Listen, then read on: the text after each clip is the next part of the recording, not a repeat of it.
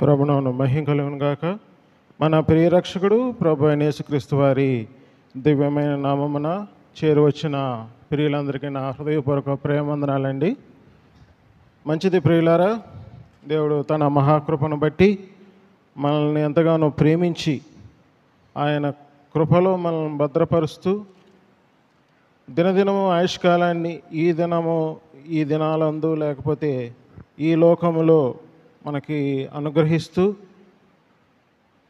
మాత్రమే కాదు, నీతిని దానంగా దయచేస్తూ కృప వెంబడి కృప అనుగ్రహిస్తూ విశ్వాసం మూలముగా జీవితంలో ముందుకు సాగే ఆ సమయోచితమైన సహాయాన్ని దేవుడు అనుగ్రహిస్తున్నాడని నేను బలంగా నమ్ముతున్నాను. ప్రియులారా, మనం అందరము కూడా ఆ రీతిగానే విశ్వాస జీవితంలో ముందుకు సాగలవారమై ఉన్నాం.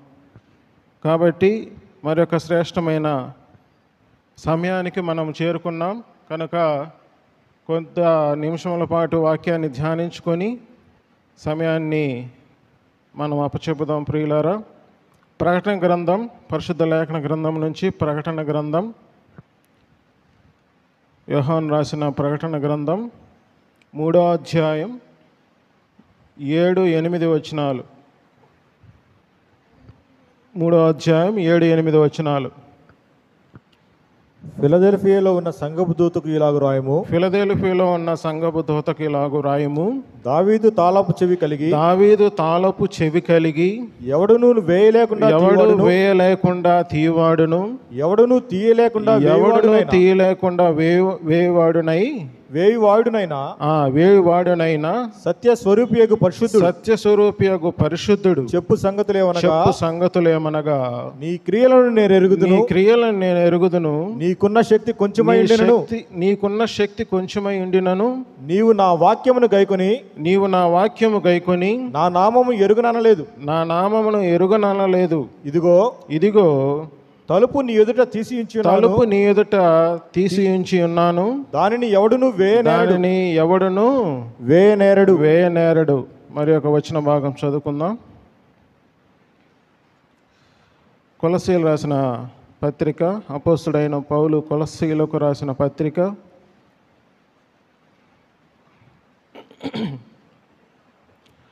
1వ అధ్యాయం 22వ వచనం. తన సన్నిధిని పరిశుద్ధులుగాను నిర్దోషులుగాను నిరపరాధులుగాను నిలవబెట్టుటకు ఆయన మాంసయుక్తమైన దేహమందు మరణము వలన ఇప్పుడు మిమ్మును సమాధానపరచెను. పునాది మీద కట్టబడిన వారై స్థిరముగా ఉండి మీరు విన్నట్టు ఆకాశం క్రింద ఉన్న సమస్త సృష్టికి ప్రకటింపబడినట్టు ఈ సువార్త వలన కలుగు నిరీక్షణ నుండి తొలగిపోక విశ్వాసమందు నిలిచి ఉండిన ఎడల ఇది మీకు కలుగును, సమాధానము మీకు కలుగును. దేవుడు తన వాక్యాన్ని దీవించును గాక. వాక్య సహాయార్థం ప్రార్థన చేసుకుందాం. అందరూ తలలో వంచి ప్రార్థనలోకి ఉంచవలసిందిగా మనవి చేస్తున్నాం. మమ్మల్ని మిక్కిలిగా ప్రేమించిన మా ప్రియ పరలోకపు తండ్రి, జీవం గలనైన జీవాధిపతి యేసుక్రీస్తుని ఘనమైన నామములకు అపరంజి పాదములకు వేలాది స్తుతులు స్తోత్రములైన గడిచిన కాలముతో కాచి రక్షించి మరొక దినాన్ని ఇచ్చి ఉదయకాల సమయం పరిశుద్ధ దినం నీ బల చుట్టూరు మక్కల వలె మమ్మల్ని చేర్చి నిన్ను ఆత్మతో సత్యంతో ఆరాధించడానికి, నీ యొక్క శరీర రక్తాలలో పాలు పంపులు పొందడానికి మీరు మాకు అనుగ్రహించిన ధన్యతకై, సమయానికై, కృపకై నీకు వేల స్తోత్రములైనా. చేరువచ్చిన ప్రతి బిడ్డని మీరు జ్ఞాపకం చేసుకోండి, నిండాలుగా ఆశీర్వదించండి, దీవించండి, బలహీనలను బలపరచండి, అనారోగ్యం గలవారిని ఆరోగ్యపరచండి. మెట్టుకు ప్రభువా, ఎగ్జామ్స్ నిమిత్తమై రేపు నుంచి జరగబోచుండగా రాస్తున్న ప్రతి బిడ్డని నాయన మరి మంచి జ్ఞానాన్ని, జ్ఞాపశక్తిని, వివేచన జ్ఞానాన్ని అనుగ్రహించి ఆ బిడ్డలు చక్కగా రాయడానికి జ్ఞాపశక్తినిచ్చి ప్రభువా వారు నాయన మరి ఎగ్జామ్స్ రాసి నాయన చక్కగా ఉత్తీర్ణులగు నిమిత్తం నీ కృప వారి ఏడలో ఉంచమని వేడుకొంచున్నాం. ఇంకా అనేక మంది అనేక ప్రయత్నాల్లో ఉంటున్నారు. వారి యొక్క విషయాన్ని కూడా మీరు జ్ఞాపకం చేసుకొని వారికి కావలసిన ప్రతి అవసరతను తీర్చమని వేడుకొంచున్నాం. మెట్టుకు ప్రభా సంఘానికి కావలసిన సంగతులు నా ఆత్మ ద్వారా వినిపింపనయింటుండగా నాయన మరి నిలబడిన వాడు ఒట్టివాడు నాయన మరి సులువుచాటును మరుగుపరిచి వర్తమాన వాక్యాన్ని ఆత్మ ప్రభువుగా మీరే అందించమని, మీరే మహిమ ఘనత ప్రభావాలను పొందమని ప్రభనేసుక్రీస్తు నామమున అతి వినయంగా వేడి ప్రార్థన చేయుచున్నాము తండ్రి, ఆమేన్. మంచిది ప్రియులారా, గత వారం కొన్ని సంగతులు మనం సంఘము ద్వారా సంఘమును గూర్చిన సంగతులు మనము సంఘముగా కూడి వస్తున్నప్పుడు దేవుడు మనకు అనుగ్రహించే ప్రతి సంగతి కూడా అది పరలోక రాజ్యము నుంచి ఈ యొక్క సంఘము యొక్క జ్ఞానమును తొంగి చూడడానికి ప్రధానుల అధికారులు సైతం వేచి ఉంటారు. అంటే సంఘముగా మనం కూడి వస్తున్నప్పుడు దేవుడు అనుగ్రహిస్తున్న ఆధిక్యత ఎంత గొప్పదై ఉన్నదో మనం చూడాలి ప్రియులారా. అట్టి ఆధిక్యత మన యందు ఉంచాడనంటే మనమేమైనా గొప్పవారమైనా, లేకపోతే మనం ఏదో గొప్ప కార్యాలు చేసేసి దేవుని మెప్పించామని మనకు ఆధిక్యత ఇచ్చాడా ప్రియులారా? మనం కేవలం మట్టివారముగా ఉండి దేవుని మహింపరచలేని స్థితిలో ఉన్నాం. ఆజ్ఞాతిక్రమమే పాపం అంటే అతిక్రమ స్థితిలో ఉన్న మానవుడు మానవుని ఆత్మలో నుంచి వేరైపోయి ఇక ఎన్నటికీ ప్రాయశ్చిత్తం లేని జీవితానికి నరుడు వెళ్ళిపోయినప్పుడు కేవలం మన యందుంచిన ప్రేమ ఎట్టిదో అనేది ఆయన ఎడల మనము గమనించినప్పుడు మనకు అర్థమవుతుంది ప్రియులారా. దేవుని సంకల్పం కేవలం దాని నుంచి మొదలవ్వలేదు, కానీ మానవుడు తాను ఆ రీతిగా జరుగుతాడని భవిష్యత్ జ్ఞాని అయిన దేవుడు పేతురు రాసిన మొదటి పత్రికలో చెప్పినట్లు, అపోస్తుల కార్యముల గ్రంథం 2వ అధ్యాయం 23లో చెప్పినట్లు, దేవుని భవిష్యత్ జ్ఞాని అయిన దేవుడు ఆయన అనాదికాల సంకల్పములో సంఘాన్ని నియమించుకున్నాడు. ఆ సంఘానికి ఉన్న ఆధిక్యత ఆయన ఎడల ఆయన ఉంచిన ఆ జ్ఞానాన్ని బట్టి దేవుడు మనల్ని మహింపరిచి ఉన్నాడు ప్రియులారా. మనం గత వారం చదువుకున్నాం. మనం అట్టి సంగతులన్నీ మనం నేర్చుకున్న వారం అయితే ఖచ్చితంగా బాగుగా ప్రవర్తించే వారం అవుతాం. మన జ్ఞానం ఏపాటిది? మనుషుని జ్ఞానం ఖచ్చితంగా మన దృష్టికి గొప్ప జ్ఞానమే, కానీ ఆయన దృష్టికి వెరితనముగా ఉంది ప్రియులారా. మనుషులు యోచించే జ్ఞానం అది దేవునికి నిష్ప్రయోజనమైనదే. మనం ఎంతగా ఆలోచించి ఎన్ని పనులు చేస్తున్నప్పటికీ అది దేవుని నామ మహిమకరంగా లేని పక్షంలో అవన్నీ కూడా ఒకనాడు అవన్నీ దేవుని విషయంలో అవి వీగిపోక తప్పదు. అంటే వాటి నుంచి తుడుపు కాలం ఖచ్చితంగా వస్తుంది. మానవులమైన మనము అవన్నీ చేస్తున్నప్పుడు తన బిడ్డలుగా ఆయన ఎంతో ఆలోచించి ఓర్పుతో సహనముతో మన ఎడల దీర్ఘశాంతం గలవాడై ఉంటాడు. మనము సంఘంలో జరిగించే ప్రతి పనిని కూడా ఆయన చూస్తూనే ఉంటాడు ప్రియులారా. కానీ దేవుని యొక్క కృపని దుర్వినియోగం చేసుకొని కృప నిష్ఫలం అయ్యేలాగా మనం ప్రవర్తించిన ఎడల ఏదైతే దేవుడు మనకు అనుగ్రహించు నీతి ద్వారా కృప, అదే మనం రోమిలు రాసిన పత్రిక 5వ అధ్యాయం 21లో చెప్పిన రీతిగా సమయోచితమైన సహాయం మనకి కలగదు ప్రియులారా. అట్టి విషయంలో జ్ఞానము కలిగిన వారము మనము ఎన్నో ఏళ్ళ నుంచి మనకి సంఘముగా కూడి మనము జ్ఞానము కలిగి ప్రవర్తించు వారముగా ఉన్నాం.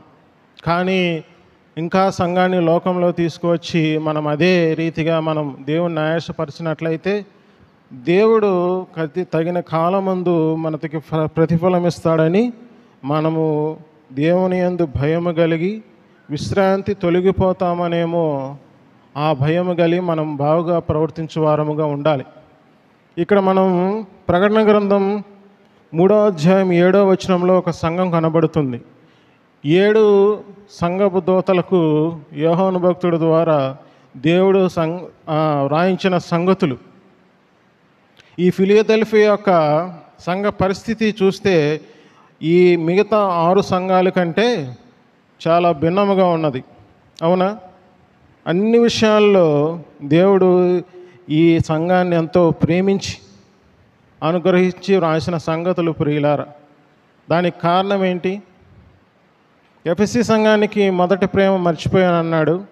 అదే రీతిగా ఈ లవోదికయలో నువ్వు ధర్మశాస్త్ర బోధని మాత్రమే కాదు, ఆ నీతి కారణమగు నియమాన్ని రెండు అంటే కలిపి చెరపడి నియమాన్ని పులిపిండిని వారు మోస్తున్నారు. మాత్రమే కాదు, చల్లగానైనా వెచ్చగానే ఉన్నారు.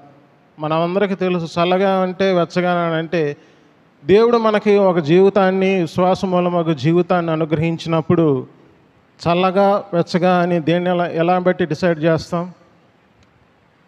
దేవుని వాక్యాన్ని మనం ఎరిగి విశ్వాస జీవితంలో మనం ముందుకు సాగుతూ నీతి అని మైమరువు కలిగి దేవుని యందు మనం ఈ బలారాధన చేస్తూ మనం జీవిస్తున్న అనే క్రమంలో సంఘం, ఉదాహరణకి లవోదికయ సంఘం అనేదే మన సంఘం అనుకుందాం అనుకోండి. నువ్వు చల్లగానైనా వెచ్చగానైనా ఉండిన మేలు, నువ్వు నిలువెచ్చిన స్థితిలో ఉన్నావని అంటే ఏమని చెప్పాలి? సహజంగా మనం విన్న వాక్యాలైతే నువ్వు పాత జీవితంలో కానీ కొత్త జీవితం రెండు కలిపి చేస్తున్నావు అనే బోధలు మనం విన్నాం ప్రియులారా. ఒకసారి వెలిగింపబడిన జీవితం, ఆ జీవితం ముందుకు సాగాలనంటే మళ్ళీ వెనకడుగు వేస్తే అది చల్లగా ఎందుకు మారుతుంది? లేకపోతే మనం ఒకవేళ ముందుకు సాగే క్రమంలో అది వెచ్చగా ఎందుకు మారుతుంది? ఎలా మారుతుంది? జీవించే విషయంలో మనకి నేర్పిన బోధ అది అన్యజనులైన అపోస్తుడిగా నియమింపబడిన పౌలు భక్తుడి ద్వారా మనం గలతీలో రాసిన పత్రికలో 1వ అధ్యాయం 6వ వచనంలో మరి మీరు కృప వలన పిలువబడితేనే అంటున్నారు. అంటే సువార్త వలన మనం ఏదైతే దేవుడు మనకు వాగ్దానం చేశాడో అటు వాగ్దానాన్ని మనం పొందుకున్న మనము ఆ సువార్త వలన మనం జీవంలోనికి వచ్చాం. అదే సువార్త రోమీయులకు రాసిన పత్రిక 1వ అధ్యాయం 15, 16, 17 వచనాల్లో మనల్ని జీవింపచేయడానికి, మన విశ్వాసము అంతకంతకు అభివృద్ధి పొందడానికి దేవుని శక్తిగా అది మారింది ప్రియులారా. అంటే విశ్వాసమునకు కర్త, కొనసాగించేవాడు రెండూ ఒకడే కదా. విశ్వాసానికి దేవుని అంటే విశ్వాసకర్త ప్రభువైన యేసుక్రీస్తు యందు విశ్వాసం ఉంచడం ఒకటైతే, కొనసాగింపు కూడా అలా లేకపోవడం అది నిలువెచ్చని స్థితి కింద దారితీస్తుంది ప్రియులారా. మనం ఆ రీతిగా మనం ఆలోచించినట్లయితే ఈ లవోదికయ సంఘం ఏ రీతిగా ఉందనేది మనకు అర్థమవుతుంది. అంటే వారు భిన్నమైన సువార్త తట్టు తిరిగి, అంటే ఏదైతే దాస్యమని కాడి క్రింద చిక్కుకొనకుండా దేవుడు వారిని విమోచించి విడుదల దయచేసి దేవుని నీతిగా మనల్ని చేసుకున్నాడో అట్టి స్థితి నుంచి మరలా మనం దాస్యమనే కాడి కింద చిక్కుకొనడం వల్ల వచ్చే స్థితి, ఆ రెండింటినీ మనం మోస్తూ మనం ముందుకు సాగుతుంటే నిలువెచ్చిన స్థితి వస్తుంది ప్రియులారా. అంటే మన యొక్క నీతిని కృప ద్వారా మనం పొందుకున్నాం. మరలా అదే నీతి ద్వారా కృపను పొందుకోవాల్సిన మనము ధర్మశాస్త్ర మూలమగు నీతి ద్వారా అనుసరించినట్లయితే ఆ స్థితి కలుగుతుంది. మీరు ధ్యానించండి, దేవుడు ఖచ్చితంగా మీకు అట్టి విషయంలో గ్రహింపునిస్తాడు. అలాంటి సంఘం విషయంలో దేవుడు ఎక్కడున్నాడు అంటున్నాడు. 20వ వచనం చదవండి అన్న ఒక వర్షం. ప్రకటన గ్రంథం 3వ అధ్యాయం 20వ వచనం. ఇదిగో నేను తలుపునొద్ద నిలిచిండి తట్టుచున్నాను, ఎవడైనను నా స్వరము విని తలుపు తీసిన యెడల నేను అతని యొద్దకు వచ్చి అతనితో నేనును నాతో కూడా అతను కూడా భోజనం చేయను అని అంటున్నాడు. ఇక్కడ తలుపునొద్ద నిలిచింది ఎవరండి? ఎవరు? ప్రభువైన యేసుక్రీస్తు వారు. అంటే సంఘము లోపల ఉన్నాడా, యేసుక్రీస్తు బయట ఉన్నాడు? చెప్పాలి. సంఘం వెలుపల ఉన్నాడు. అంటే సంఘం వెలుపల క్రీస్తును పెట్టుకొని సంఘంలో మనం చేయవలసిన పనులు ఏ రీతిగా ఉన్నాయి? అదే మనం ఈ ఫిలదెల్ఫియా సంఘాన్ని మనం చూసినట్లయితే 8వ వచనంలో ఏం చెప్తున్నాడు చూడండి. నీ క్రియలను నెరగదును, నీకున్న శక్తి కొంచెమై నీకున్న శక్తి కొంచెమై ఉండినను, నీవు నా వాక్యము గైకొని నా నామము ఎరుగనలేదు. ఇదిగో తలుపు నీ ఎదుట తీసి ఉంచి ఉన్నాను, దానిని ఎవడును వేనేరడు. ప్రభువైన యేసుక్రీస్తు వారు తలుపునంత నుంచే సంఘముగా మనం ఉండాలా. ఆయన తీసి ఉంచి ఎవరు వేయలేని స్థితిలో మనకున్న శక్తి కొంచెమైనా కానీ మనం వాక్యము మేము ఎరగలేదు, మాకు వాక్యము బాగుగా మేము పరిశుద్ధాత్మ ద్వారా ఎరిగిన వారము కనుక మేము ప్రవర్తించు వారముగా ఉందామా. ఫిలదెల్ఫియా అని అంటే మీనింగ్ ఏంటో మనం తెలుసుకున్నట్లయితే, ఫిలియో అని అంటే అది ప్రేమ ప్రియులారా. ఎడల్ఫో అంటే సహోదరుడు, అంటే సహోదర ప్రేమ కలిగిన సంఘము. అది క్రీస్తు తెరిచిన సంఘము ప్రియులారా. వాకిలి ఎవరు తీశారండి? క్రీస్తు తీశాడు. ఆయన ఎవరు వేయనేరని సంఘముగా ఉంది. ఎవరున్నారు? సహోదర ప్రేమ కలిగిన సంఘము ప్రియులారా. అది సహోదరుని ఎడల ప్రేమ మనం గత వారం విన్నాం. సమస్త పరిశుద్ధుల ఎడల విశ్వాసము అది దేనిగా ప్రకటించబడింది? ప్రేమగా ప్రకటించబడింది. అంటే దేవుని ఎడల విశ్వాసం. ఎఫెసీయులకు రాసిన పత్రిక 1వ అధ్యాయం 15వ వచనం కావచ్చు, లేకపోతే ఫిలోమోను పత్రిక 1వ అధ్యాయం 4వ వచనం కావచ్చు, కొలస్సీయులకు రాసిన పత్రిక 1వ అధ్యాయం 3-4 వచనాలు కావచ్చు. ఇక్కడ మనకి తెలుస్తున్న 2 విషయాలు, విశ్వాసం యొక్క నిర్వచనాలు మనం గమనించినట్లయితే, దేవుని ఎడల విశ్వాసం అది మనకి భక్తి జీవితముగా, ఆ భక్తి అది నిరీక్షణతో కూడినదై ఉంది ప్రియులారా. ఆ భక్తి ద్వారా మనం విశ్వాసాన్ని అభివృద్ధి చేసుకోవాలి. ఎట్ ది సేమ్ టైం పరిశుద్ధుల ఎడల, సమస్త పరిశుద్ధుల ఎడల విశ్వాసం అది దేవుని ప్రేమగా కొలస్సీయులకు రాసిన పత్రికలో అభివర్ణించబడింది. అంటే క్రీస్తు ప్రేమని కలిగిన సంఘం, పరిశుద్ధుల ఎడల ప్రేమ కలిగిన సంఘం అది ఖచ్చితంగా విశ్వాసాన్ని ముందుకు కొనసాగిస్తుంది ప్రియులారా. ఆ సంఘములో క్రీస్తు లోపల ఉంటాడు, వారితో కూడా సహవాసం చేస్తాడు. ఆత్మప్రభు కేవలం మన హృదయంలో ఉండడం మాత్రమే కాదు, కానీ ఆయన బయటకు వచ్చి, అంటే ఆత్మ పూర్ణులుగా సంఘము నిలపబడి సంచరించే క్రమముగా మారాలి ప్రియులారా. కేవలం ఆయన డ్వెల్లింగ్ స్పిరిట్గా ఉంటే ప్రయోజనం ఏముంది? ఆయన లీడింగ్ స్పిరిట్గా కూడా ఉండాలి. మరి మనం లీడింగ్ స్పిరిట్కి అవకాశం ఇస్తున్నామా?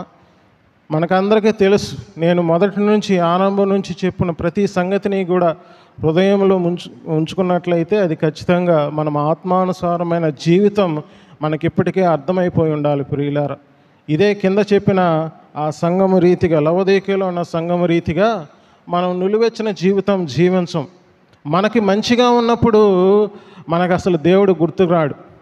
కేవలం మనం ఏదైనా మనకు మనమే చింతల్లోకి వెళ్ళిపోయి శ్రమలు కలిగినప్పుడు ఆటోమేటిక్గా ఎవరు గుర్తు వస్తారు? కొంతమంది అయితే దేవుణ్ణి దూషించేవారు కూడా లేకపోలేరు, మాకేం చేశాడని అంటారు ప్రియులారు. అంటే వీటన్నిటికీ కారణం ఎక్కడ ఉంది? మనకి దేవుడు అనుగ్రహించిన జీవితం అది మనం స్పష్టంగా తెలుసుకోకపోవడం వల్లే ఉంది ప్రియులారా. దేవుడు మనకు అనుగ్రహించిన జీవితం అది విశ్వాసము ద్వారా ఆరంభించబడి దేని మీద కట్టబడాలి? ఇప్పుడు మనం కొలస్సీయులకు రాసిన పత్రికలో మనం చదువుకున్నట్లు మనల్ని దేవుడు నిర్దోషులుగా, నిరపరాధులుగా ఎవరు ఎదుట చేశాడు ప్రియులారా? చదవండి, కొలస్సీయులకు రాసిన పత్రిక 1వ అధ్యాయం 22వ వచనం. కొలస్సీయులకు రాసిన పత్రిక 1వ అధ్యాయం 22వ వచనం. తన సన్నిధిని పరిశుద్ధులుగాను నిర్దోషులుగాను నిరపరాధులుగాను నిలవబెట్టుటకు ఆయన మాంసయుక్తమైన దేహమందు మరణము వలన ఇప్పుడు మిమ్మును సమాధానపరచెను. ఆ సమాధానపరిచిన జీవితం పునాది మీద కట్టబడిన వారై స్థిరముగా ఉండి మీరు విన్నట్టు ఆకాశం క్రింద ఉన్న సమస్త సృష్టికి ప్రకటింపబడినట్టు ఈ సువార్త వలన కలుగు నిరీక్షణ నుండి నిరీక్షణ నుండి తొలగిపోక విశ్వాసమందు విశ్వాసమందు నిలిచి ఉండిన ఎడల ఇది మీకు కలుగును. ఇది మీకు కలుగును అంటే సమాధానము కలుగును. అల్టిమేట్గా దేవుడు మనల్ని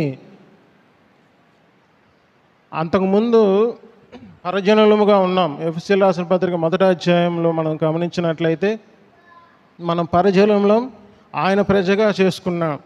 ఆయన ఒక్క పురుషుడిగా ఉండడానికి ఉభయుల మధ్య అంటే గ్రీసు దేశస్థులకి అన్యుల మధ్య యూదుల మధ్య ఉన్న ఆ గోడ వ్యతిరేకమైన ఆజ్ఞలు గల ధర్మశాస్త్రాన్ని పడగొట్టి దేవుడు ఉభయుల్ని ఏకం చేసి ఒక సొంత లేకపోతే నూతన పురుషునిగా చేశాడు. ప్రియులారా, అట్టి స్థితి కలిగిన వారు కొరింథీయులకు రాసిన 2వ పత్రిక 5వ అధ్యాయం 17వ వచనంలో నూతన సృష్టి అని చేసిన దేవుడు, దాని తర్వాత వచనాలు మనం గమనించినట్లయితే దేవుడు సమాధానకర్తగా ఉండి మనల్ని సమాధానపరిచాడు. అంటే దేవునికి మనకి సమాధాన స్థితిని, ఆత్మానుసారమైన నవీన స్థితిని దేవుడు కలగజేశాడు. రోమీయులకు రాసిన పత్రిక 7వ అధ్యాయం 6వ వచనంలో విశ్వాసుని జీవితం అది ఆత్మానుసారమైన నవీన స్థితి. దానినే రోమీయులకు రాసిన పత్రిక 5వ అధ్యాయం 11వ వచనంలో సమాధాన స్థితి అంటున్నాడు.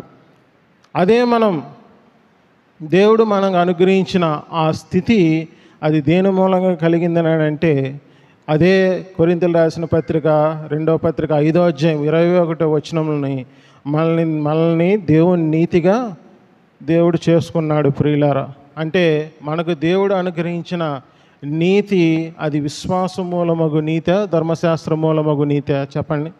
లవోదికయ సంఘములో ఆ రెండు ఉన్నాయి కనుకనే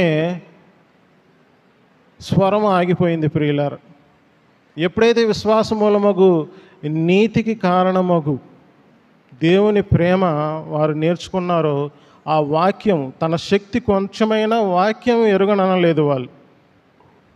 మనం ఏం చేస్తున్నాం? వాక్యాన్ని ఎరిగేవారంగా ఉన్నామా లేదా? దేవుడు మనకు అనుగ్రహించిన స్థితి అది సమాధాన స్థితి. నిర్దోషులను నిరపరాధులుగా తండ్రి ఎదుట నిలబెట్టాడు అని అంటే మనము తండ్రి ఎదుట దేవుని నీతిగా చేసుకున్నాడు దేవుడు. అదే రీతిగా సంఘము కుమారులుగా దేవుడు ఆ హెబ్రీయులకు రాసిన పత్రిక 2వ అధ్యాయం 10వ వచనంలో కుమారులుగా హెచ్చించిన దేవుడు ప్రతి ఒక్క కుమారుని ఏ రీతిగా చూస్తున్నాడనండి? ఏ రీతిగా చూస్తున్నాడు? కొలస్సీయులకు రాసిన పత్రిక 1వ అధ్యాయం 1వ వచనం చూద్దామా? ఆయన యందు విశ్వాసం ఉంచిన వారు దేవుడు ఏ రీతిగా చూస్తున్నాడు? కొలస్సీయులకు రాసిన పత్రిక 1వ అధ్యాయం 1వ వచనం. కొలస్సీలో ఉన్న పరిశుద్ధులకు అనగా క్రీస్తునందు విశ్వాసులైన సహోదరులకు. ఇప్పుడు కొలస్సీలో ఉన్న పరిశుద్ధులు అంటే క్రీస్తు ఎదుట మనల్ని నిరపరాధులుగా అపనిందులుగా కాకుండా దేవుడు మనల్ని అనిందులుగా చేసి ధైర్యముగా దేవుని నీతిగా నిలబెట్టాడంటే మనం ఖచ్చితంగా పరిశుద్ధత కలిగిన వారమే. పరిశుద్ధులుగా ఉండడానికి పిలగవారి మనం ఏ రీతిగా అనగా క్రీస్తునందు విశ్వాసులైన సహోదరులు. అంటే దేవుని ఎదుట నిలబడిబడిన వారు ఏ రీతిగా అభివర్ణించబడుతున్నారండి? విశ్వాసులైన సహోదరులు. ప్రియులారా, ఈ వచనాలన్నీ కొద్దిగా లక్ష్యముంచి వింటే మీకు ఖచ్చితంగా అర్థమవుతాయి. ఇప్పుడు మనం ఏమనుకుంటున్నాం? క్రీస్తు యందు మనం నిలబెట్టమని మనం పరిశుద్ధులుగా ఎంచబడినామని అంటే క్రీస్తు యేసునందు విశ్వాసం ఉంచిన సహోదరులు. సహోదరులు అంటే బ్రదరన్, అంటే మనమందరము కూడా ఒకే ఆత్మ లేకపోతే ఒకే వ్యక్తి నుంచి జన్మించబడిన వారం. ప్రియులారా, మరి అలాంటి వారం ఇదే కొలస్సీయులకు రాసిన పత్రిక మనం గత వారం చదువుకున్నట్లు 3-4 వచనాల్లో దేవుడు మనకి అనుగ్రహించబడిన విశ్వాసం అది పరలోకమునందు మన కొరకు ఉంచబడిన నిరీక్షణ అయితే, పరిశుద్ధుల ఎడల మీకున్న ప్రేమ కనపరచాలంటే క్రీస్తునందు మీకు కలిగిన విశ్వాసము గురించి మనం నేర్చుకోవాలి. విశ్వాసమును గురించి మనం నేర్చుకునే పక్షంలో మనకి ఏమి కలగదు? మనం నేర్చుకోవాలా వద్దా? మనకి దేవుడు అనుగ్రహించిన ప్రతి ఆజ్ఞ కూడా, దేవుడు మనకు అనుగ్రహించిన కాడి అది భారమైనది కాదు. మత్తయి సువార్త 11వ అధ్యాయం 28-29 వచనాల్లో మనం గమనించినట్లయితే దేవుడు పరిశుద్ధమైన పిలుపుతో పిలిచి ప్రతి ఒక్కరిని ఆ పిలుపుతో పిలిచిన పిలుపుకి దేవుడు కింద వెంటనే కాడి ఇస్తున్నాడు. ఆ కాడి సులువైనదని చెప్తున్నాడు. సులువైనదంటే సులువైనదే ప్రియులారా. అది మనం భారంగా మార్చుకుంటున్నామని అంటే ఆ కాడి కింద తీసి పెడుతున్నామని దాని అర్థం. మనం చింతిస్తున్నామని అంటే దానికి మూలం మనమే ప్రియులారా. మనకు శ్రమలు కలుగుతున్నాయని అంటే ఆ శ్రమలు మనకు ఏ విధంగా కలిగాయో అనే కించిత్ అవగాహన కూడా మనకు లేని పక్షంలో అది ఖచ్చితంగా మన మీద రూలింగ్ చేస్తూనే ఉంటుంది. సాతానుడు మనల్ని ఎలాగా ఆ శ్రమల పాలు జరిగిస్తాడన్న విషయాన్ని కూడా మనకు తెలియని వారముగానే ఉంటాం. ప్రతి విషయానికి కూడా శోధన వస్తే దానికి మూలం మనమని అనుకోం.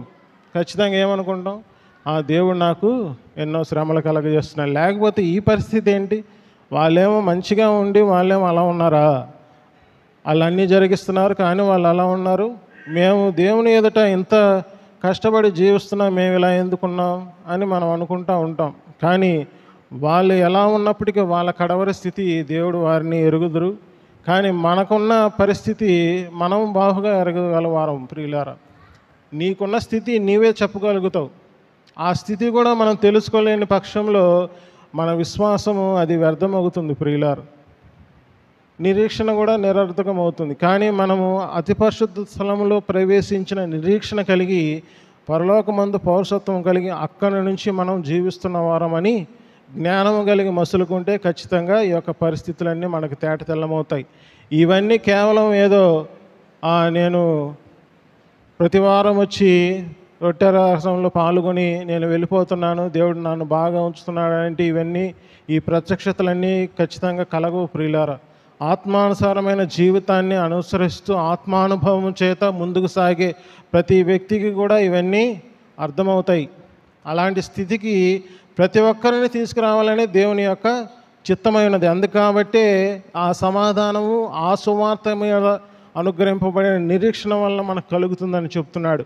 ఈ నిరీక్షణ మన దేవుడు అనుగ్రహించిన నిరీక్షణ అది కేవలం ఆ ఫిలదెల్ఫియా సంఘానికి ఏ రీతికి అబ్బిందని అంటే వారందరూ కూడా సహోదర ప్రేమ కలిగి ఉన్నారు ప్రియులారా.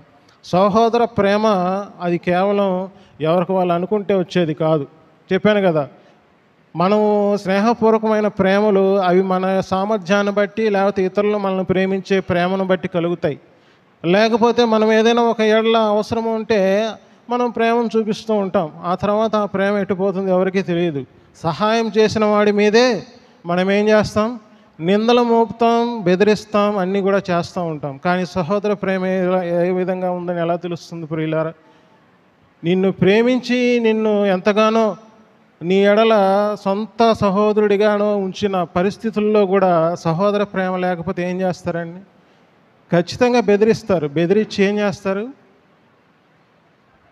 నువ్వు ఇలాంటి పనులు చేస్తే ఖచ్చితంగా మొదటి వేటు నీ మీద అని బెదిరించే రోజులు కూడా ఉన్నాయి ప్రియులారా. ఎందుకు? దానికి మూలం ఏంటంటే మనకున్న శక్తి కొంచెమైనా వాక్యం మన హృదయంలో లేదు కాబట్టి అలాంటి వాళ్ళే మరలా ఏం చేస్తారు, సంఘాన్ని పాలించాలని చూస్తుంటారు ప్రియులారా. అది ఎంత దుర్భరమో గమనించారా మీరు? సంఘాన్ని సహోదరుని ప్రేమ కడుపులోంచి తీసి సహాయం చేసిన వారి మీదే గుండెల మీద తన్నినట్టు బెదిరించి ఏం చేస్తారండి?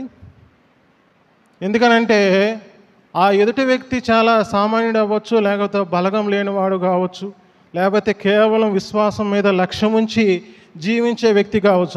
అలాంటి వాడు ఎలా ఉంటాడు? ఖచ్చితంగా ఆత్మానుసరించి నడుస్తుంటాడు. ఎదుటి వ్యక్తి మీద విశ్వాసం బట్టి ప్రేమ చూపిస్తుంటాడు. కానీ వారు ఏం చూపిస్తున్నారు? ఖచ్చితంగా ప్రేమను చూపించరు, వారి అధికారాన్ని చూపిస్తుంటారు ప్రియులారా. మరి ఈ సహోదర ప్రేమ ఎలా కలుగుతుందండి? తెస్సలోనికీయులకు రాసిన మొదటి పత్రిక 4వ అధ్యాయం చూస్తారా? మొదటి వచనం.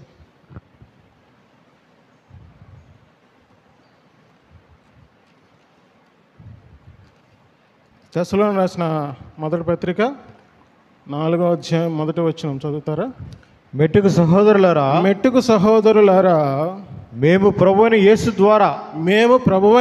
ద్వారా మీకిచ్చిన ఆజ్ఞను మీరు ఎరుగుదురు. కాగా మీరెలాగో నడుచుకొని దేవుని సంతోషపరచవలెను. మా వలన ఏం నేర్చుకోవాలి? నేర్చుకుంటే ఏమి కలుగుతుంది? మనము విశ్వాసం బట్టి విశ్వాస జీవితంలో ముందుకు నడపబడుతూ దేవుని ఏర్పాటు కలిగి ఉపదేశించే ప్రతి ఉపదేశకుడు కావచ్చు,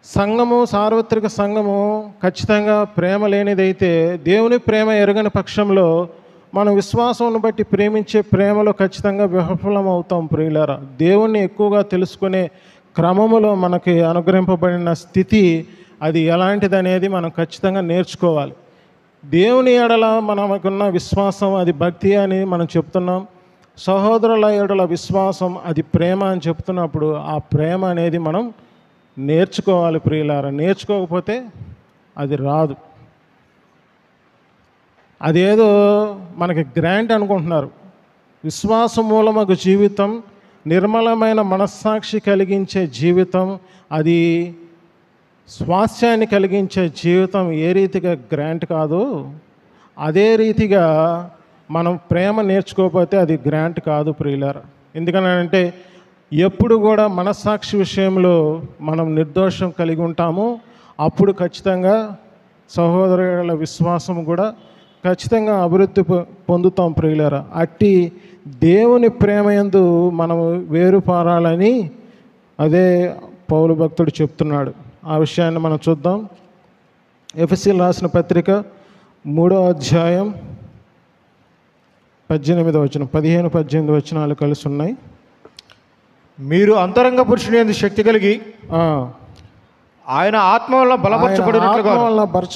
బలపరచబడినట్లుగాను క్రీస్తు మీ హృదయములలో విశ్వాసం ద్వారా నివసించినట్లుగాను తన మహిమైశ్వర్యము చొప్పున మీకు దయచేయవలననియు మీరు దేవుని సంపూర్ణత యందును పూర్ణులగునట్లుగా ప్రేమ యందు వేరుపారి.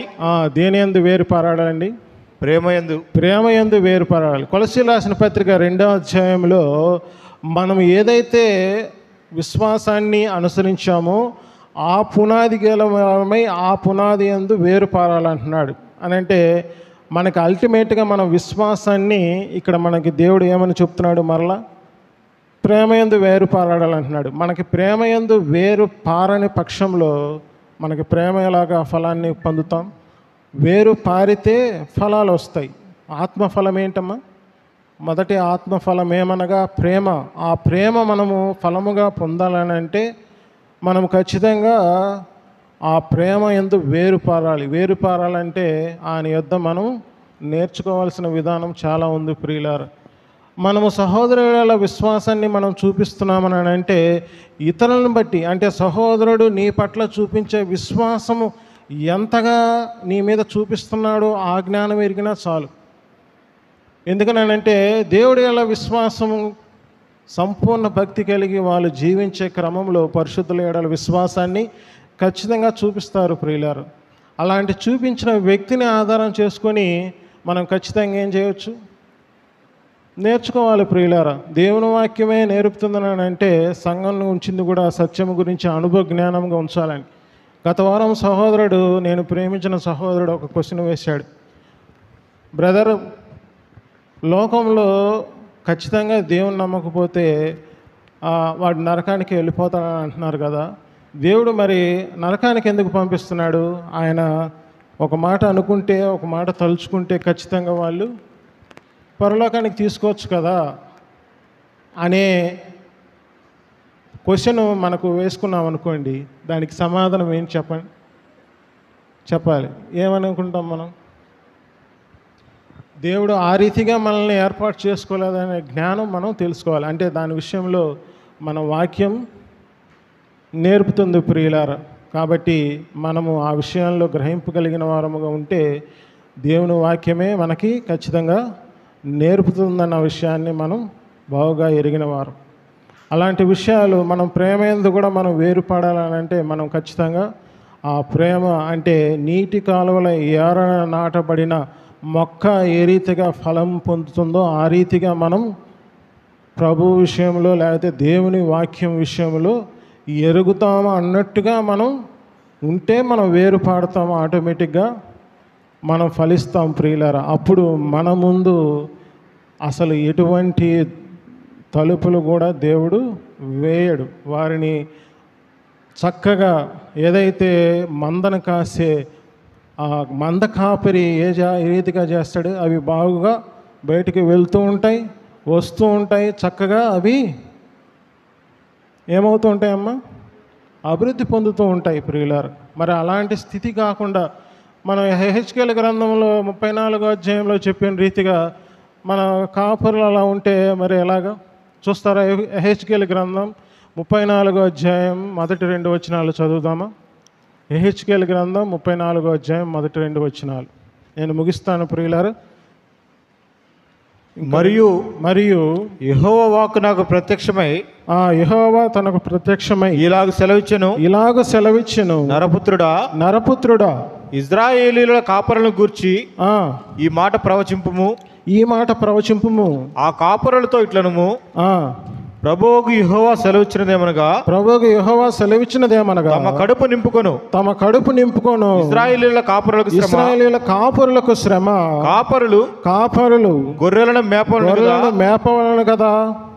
మీరు క్రొవ్విన గొర్రెలను వధించి క్రొవ్వును తిని బొచ్చును కప్పుకొందురు గాని గొర్రెలను మేపరు.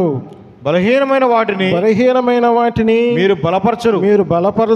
రోగము గల వాటిని స్వస్థపరచరు. గాయపడిన వాటిని కట్టుకట్టరు. తోలువేసిన వాటిని మరలా తోలుకొని రారు. తప్పిపోయిన వాటిని వెదకరు. అది మాత్రమే కాక మీరు కఠిన మనస్కులై బలాత్కారముతో వాటిని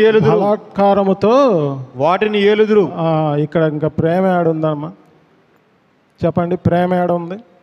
సంఘములో బలపరిచే వాళ్ళని బలపరచకుండా, రోగము కలిగిన విషయంలో స్వస్థపరిచే విషయాలు జరిగించకుండా, కరోనా టైంలో రోగం అందరికీ వచ్చిందా రాలేదా? మేబీ అందరికీ వచ్చి వెళ్ళిపోయి ఉండొచ్చు. కానీ అలాంటి స్థితిలో ఉన్నప్పుడు సంఘ కాపరులు ఏం చేయాలి? ప్రాణాన్ని లెక్క చేస్తాడా? 99 గొర్రెలు పక్కన పెట్టి ఒక గొర్రె కోసం ఏం చేశాడనండి? సంఘ కాపరి విధానం అలా ఉంటుంది ప్రియులారా. దేవుడు నేర్పించిన క్రమం అది అలాగుంటుంది. రోగము గల వారిని స్వస్థపరచరు, గాయపడిన వాటిని కట్టరు, తోలివేసిన వాటిని మరలా తోనుకొని రారు. మిస్ అవ్వడం కాదు, తోలివేసిన వాటిని. తర్వాత తప్పిపోయిన వాటిని వెదకరు. అది మాత్రమే కాక మీరు కఠిన మనస్కులై బలాత్కారంతో వాటిని వెళ్తారంట. కానీ అంత్య దినాలలో దేవుడు తన ఆత్మ ద్వారా మేపే సేవకులు ఎలాగుంటారని అంటే మనం అది కూడా చదువుకుందాం ప్రియులారా. ఇర్మియా గ్రంథం 23వ అధ్యాయం 4-6 వచనాలు చదువుతారా? ఇర్మియా గ్రంథం 23వ అధ్యాయం 4వ వచనం. 4వ వచనం, 23వ అధ్యాయం 4వ వచనం. నేను వాటి మీద కాపరులను నియమించదను. ఇక మీదట అవి భయపడకుండాను బెదిరిపోకుండాను వాటిలో ఒకటైనను తప్పిపోకుండాను వీరు నా గొర్రెలను మేపెదరు. ఎవరు గొర్రెలండి? ఎవరు గొర్రెలు ఇవి? నా గొర్రెలు అంటున్నానంటే ఎవరు గొర్రెలు చెప్పాలి? ఎవరు గొర్రెలు? మేపెదరు. 6వ వచనం చదవండి. అతని దినములలో యూదా రక్షణ నందును, ఇశ్రాయేలు నిర్భయముగా నివసించును. యెహోవా మనకు నీతి అని అతనికి పేరు పెట్టుదురు. ఇప్పుడు మన గొర్రెల కాపరి ఎవరండి? ఆత్మల కాపరి, ప్రధాన కాపరి, గొప్ప కాపరి అయిన మన ప్రభు అయిన యేసుక్రీస్తు వారు ప్రియులారా. సమృద్ధి జీవాన్ని అనుగ్రహించడానికి ఆయన వెళ్తున్నాడు ప్రియులారా. ఆయన మంద కోసం ఏదో జీతగాడిగా పనిచేయడు, లేకపోతే రూలింగ్ చేసేవాడిగా పనిచేయడు, బలాత్కారముగా ఏలే జీవితం కాదు. కానీ మన ప్రభు అయిన యేసుక్రీస్తు ఆత్మల కాపరి, ప్రధాన కాపరి, గొప్ప కాపరి అయిన మన ప్రధాన యాజకుడు ప్రియులారా మన ఆయన. మరి ఆయన ఏ రీతిగా మనల్ని అభివర్ణిస్తున్నాడు? ఇశ్రాయేలు నిర్భయంగా నివసించును, యెహోవా మనకు నీతి అని పేరు పెట్టబడను. అంటే దేవుని నీతిగా చేసుకుని, అంటే ప్రభు అయిన యేసుక్రీస్తు వారి మన నీతిగా జీవించే జీవితాలలో గొర్రె తప్పిపోదు, మాత్రమే కాదు బెదిరిపోదు, గాయపడితే స్వస్థత మానకపోదు. ఎందుకంటే ప్రతీది సర్వము కూడా ఆయన కలువరిగిరిలో విమోచనముగా అయ్యాడు ప్రియులారు. ఆయన పాపముగా చేయబడ్డాడు. దేవుని నీతి అగునట్లు పాపం ఎరుగని ఆయన మనల్ని పాపముగా చేయబడ్డాడు. అంటే ఆయన పాపం ఎరుగనివాడు, పాపము చేయనివాడు, పాపమే లేనివాడు. ఆయన ప్రధాన కాపరి, గొప్ప కాపరి, మనకు ఆత్మల కాపరి అయిన అధ్యక్షుడిగా మనకుండి మనల్ని ఏం చేస్తున్నాడు ప్రియులారా? మందను మేపుతున్నాడు.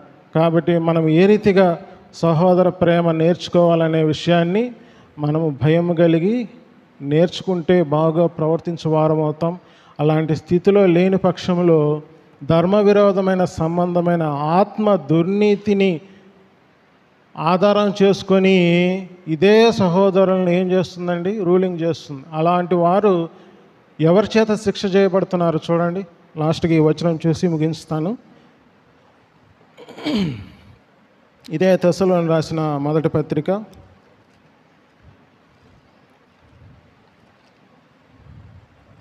2వ పత్రిక ప్రియులారా, క్షమించండి, 2వ పత్రిక 2వ అధ్యాయం 7వ వచనం.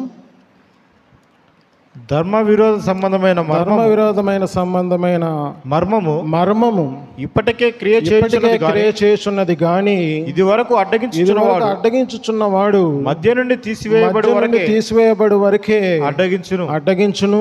అప్పుడు ఆ ధర్మ విరోధి బయలుపరచబడును. ప్రభువైన యేసు తన నోటి ఊపిరి చేత వానిని సంహరించి తన ఆగమన ప్రకాశము చేత నాశనము చేయును. నశించుచున్నవారు, ఇప్పుడు చూడండి, నశించుచున్నవారు తాము రక్షింపబడుటకై సత్య విషయమైన ప్రేమను అవలంబింపకపోయిరి గనుక వాని రాక అబద్ధ విషయమైన సమస్త బలముతోను నానా విధములైన సూచక క్రియలతోను మహత్కార్యములతోను దుర్నీతిని పుట్టించు సమస్త మోసముతోను నశించుచున్న వారిలో సాతాను కనపరచు బలమును అనుసరించి ఉండును. ఇందుచేత సత్యమును నమ్మక దుర్నీతి యందు అభిలాష గల వారందరూ శిక్షావిధి పొందుటకై అబద్ధమును నమ్మునట్లు మోసము చేయ శక్తికి దేవుడు వారికి పంపుచున్నాడు. ఎవరు పంపుచున్నాడు? దేవుడే వారిని పంపుచున్నాడు. మనము దేవుని శిక్ష చేయ క్రమంలో కూడా సాతానుకు అప్పచెప్పమంటుంది కూడా దేవుడే ప్రియులారా. కాబట్టి ఇంతటి జ్ఞానం ఏ రీతిగా వస్తుందని అంటే మనం ఆయన దగ్గర వినయ మనస్కులై దీన మనస్కులై మనము జ్ఞానాన్ని సంపాదించుకుంటే దేవుడు మనకు ఆ జ్ఞానాన్ని ఇస్తాడు. అలా కాకుండా నిరర్ధక తత్వ జ్ఞానం దేంట్లో ఉందని అంటే దాన్నే ముసలమ్మ ముచ్చట్లు అని కూడా అన్నాడు. అది ధర్మశాస్త్ర సంబంధమైన నీతి బోధలోనే వస్తుంది ప్రియులారా. ఎందుకనంటే ధర్మశాస్త్రము పాపానికి ఫలము కానీ ఆ నీతికి ఆధారము కాదు. ఎందుకంటే అది విశ్వాస సంబంధమైనది కాదు ప్రియులారా. నేను రూలింగ్ చేస్తాను అన్నాడంటేనే అది నీతి విరోధమైన ధర్మ విరోధమైన ఆత్మ పనిచేస్తుందని. ఒకనాడు ధర్మ విరోధి బయలుపరచబడతాడు. నాశన వస్తువు ఎక్కడ? ఆ యెరూషలేములో కూర్చోబెట్టబడతాడు. అతనే క్రీస్తు విరోధి ప్రియులారా. క్రీస్తు విరోధి వచ్చినప్పుడు వారికి కలిగే పాటలు ఎలా ఉన్నాయో చూడండి. ఆ శ్రమల దినాలలో వాళ్ళు ఆ రీతిగా ఉండడానికి వాళ్ళు అలాగ నియమింపబడ్డారు. కానీ సంఘం అలా నియమింపబడాలా? దుర్నీతికి మనకి ఏమి పొత్తుకు? వాటితో సహవాసం మనం ఎలాగ చేస్తామనే విషయాన్ని మనం గ్రహించలేని పక్షంలో దేవుడు మనల్ని ఏ రీతిగా ఆలోచిస్తాడు?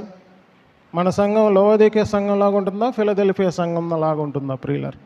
చెప్పాలి. లవోదికీయ సంఘం లాగా ఉండాలా, మనం ఫిలదెల్ఫియా సంఘం లాగా ఉండాలా?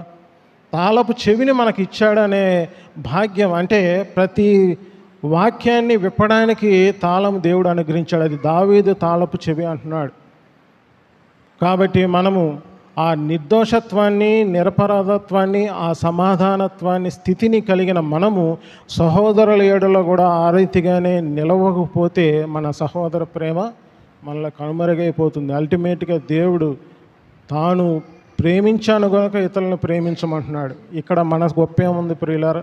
నువ్వు ఇప్పుడున్న స్థితి అది దేవుడు అనుగ్రహించిన స్థితి అయితే నీవు ఇతరుల ఏడలా ఏం చూపిస్తావు? ఖచ్చితంగా ప్రేమ చూపిస్తావు. ఎందుకంటే ఇప్పుడు నీకున్న ఆరోగ్యం కావచ్చు, నీకున్న గొప్పతనం కావచ్చు, నీకున్న బలగం కావచ్చు, నీకున్న నోరు కావచ్చు, ఏదైనా సరే అది దేవుడు ప్రేమించి నీకు అనుగ్రహించిందని మర్చిపోయావనుకో ఇతరులు కూడా ఎలా చూస్తావు? వేరేలాగా చూస్తావు. ప్రేమించి చూస్తే నాకు లేనిది అతనికి ఏముంది, అతను సమానుడే కదా క్రీస్తులో అని ఆలోచిస్తాం ప్రియులారా.